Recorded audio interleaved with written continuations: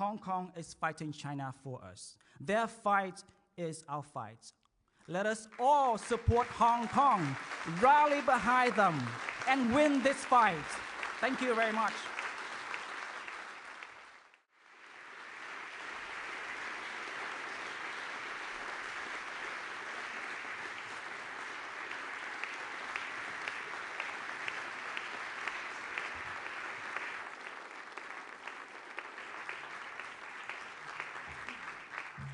Good evening, everyone.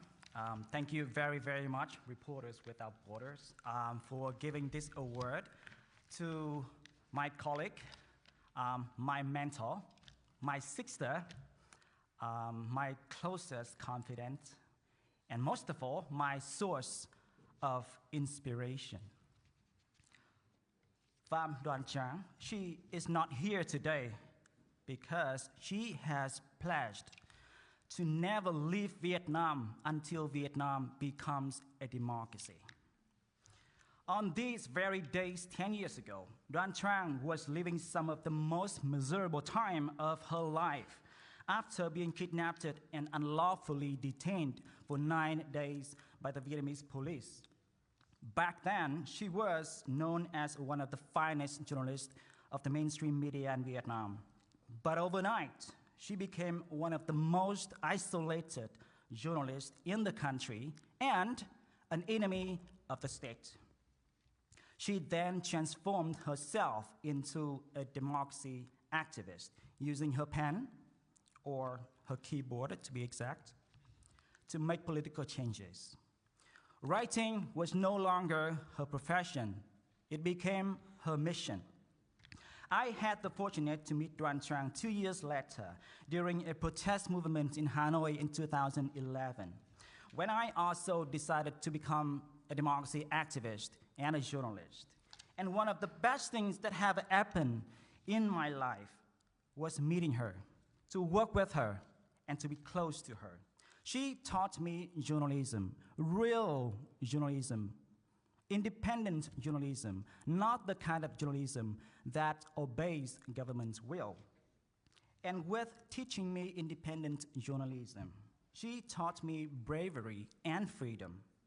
Đoan Trang has always been a fearless journalist. She throws herself into situations that almost no one wants to be close to cover. She cares not about what the government thinks. She only focuses on doing the right thing. However, that is not the best thing she has taught me yet. The best thing was she taught me kindness. Đoan Trang is one of the kindest people I have ever met in my life. She cares about others way more than herself. I know that firsthand. She has made me a much better person than I was before. She has sacrificed everything to make free press and democracy a reality in Vietnam. As a result of police brutality and years of hard working, she is now struggling with severe injuries in her arms and legs. One of the issues that Đoan Trang and I are deeply concerned about at this moment is what happens in Hong Kong. Ladies and gentlemen, we would like to take this privileged opportunity to speak for the people of Hong Kong. The democracy movement in Hong Kong deserves much more attention and actions from us. They are fighting against the authoritarian rule of China. Beijing directly threatens free press, human rights, and the rule of law of Hong Kong. China is far from here, but we in Vietnam know exactly what living next to China is like. Đoan Trang and I met for the very first time during a protest movement demanding human rights.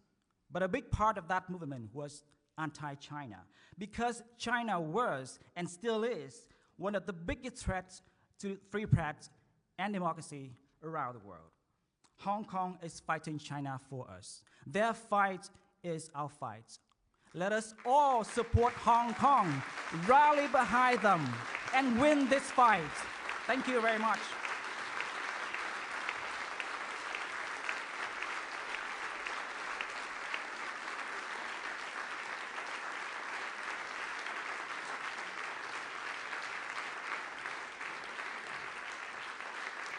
We just talked about Hong Kong and China. What do you expect from the Germans, from the German government, when it comes to Hong Kong, China, and Vietnam? As you know, Joshua Wong probably is here today advocating for his cause for democracy in Hong Kong. And we think that not only Germany, but the European Union has a very powerful tool to promote democracy, human rights, and rule of law in Hong Kong, in China, in Vietnam, many places around the world, by using the trade agreements, negotiations, to put more pressure to those countries, to those governments, force them to respect human rights and democracy around the world. Thank you. Please, microphone to you. Thank you so much.